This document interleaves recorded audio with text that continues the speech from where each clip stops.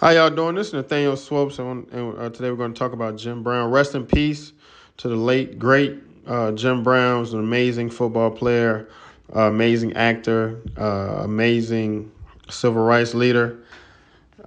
Jim Brown played at Syracuse University, where his number 44 is retired. He was in his senior year. He was voted fifth in the Heisman. I believe he led the Syracuse team in rushing his senior year, was second in rushing his junior year, was drafted round one, pick six by the Cleveland Browns. He was the Rookie of the Year in 1957. He was an NFL Super Bowl champion in 1964, three-time MVP, eight-time All-Pro, nine-time Pro Bowler, led the league in rushing eight times and led the league in rushing touchdowns five times.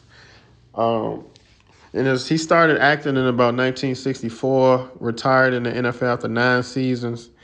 And I remember him in some of his later films, like um, I'm Going to Get You, Sucker, Any Given Sunday, Small Soldiers, Original Gangsters.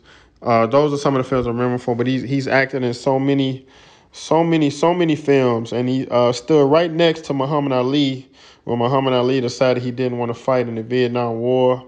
There was also Kareem, or other athletes, and this was a time where a lot of powerful African Americans stood together and fought together. There wasn't too much separate things where one would stand up and nobody else would stand up. A lot of the top athletes stood together and stood with Muhammad Ali. And Jim Brown was one of the main ones sitting next to Muhammad Ali and talking and agreeing with Muhammad Ali that he shouldn't be drafted. As you all know, they tried to put Muhammad Ali in the Vietnam War at the height of his career when he was a heavyweight champion, and he decided not to go.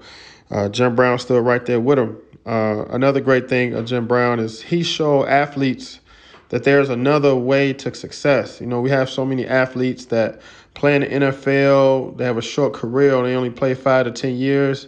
They get out the NFL and, they lose money or they don't get into anything else. And Jim Brown got into acting and was an amazing actor. Acted in almost over, 50 to 100 movies, and he was amazing at, even to his late age. I think his latest movie was in 2019. So even until his late 70s, he was still acting, and it's a great thing to show athletes that even back in the day when he was going through so much racism and different things wasn't given to you in the NFL, that there's another way. Before he retired he got his first acting gig in 1964. He didn't retire in 1967, but at the beginning of training camp, I believe in 1966 and 67, the Browns owner was upset that he was on the set of a movie instead of in training camp, so he was going to fine him like $1,000 a day. And instead of dealing with that, he just retired. He didn't need the NFL anymore. He didn't need the money. He had already 3 years into an acting career, and that's a lot of power that you can have in yourself when you're great in other avenues and you reach out to other avenues. That's something I'm trying to do, with this YouTube, talking about different things, just being great. Maybe this is something I can do after I retire from teaching. And Jim Brown not only showed that to the athletes, but he showed that to, Black America, that, hey, you can be great at multiple things. And he's been great since birth pretty much, because even in high school, he excelled in basketball and lacrosse.